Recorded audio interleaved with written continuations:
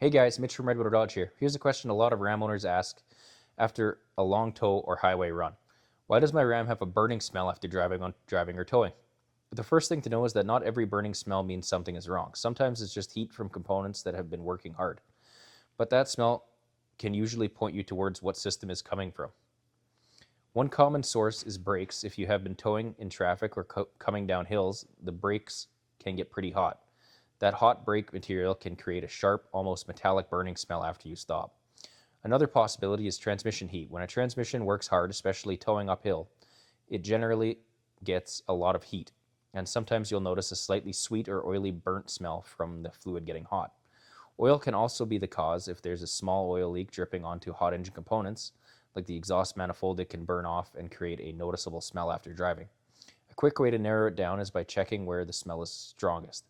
If it's near the wheels, it might be brakes. If it's coming from under the hood, it could be oil or engine heat. Now, sometimes a faint smell after towing is normal, especially if the truck has been under heavy load. But if the smell is very strong, keeps happening, or comes with smoke or warning lights, that's when it's worth inspecting things right away. The first thing I check are brakes, fluid levels, and any visible leaks under the hood. If you have any questions, give us a call at 780-942-3629.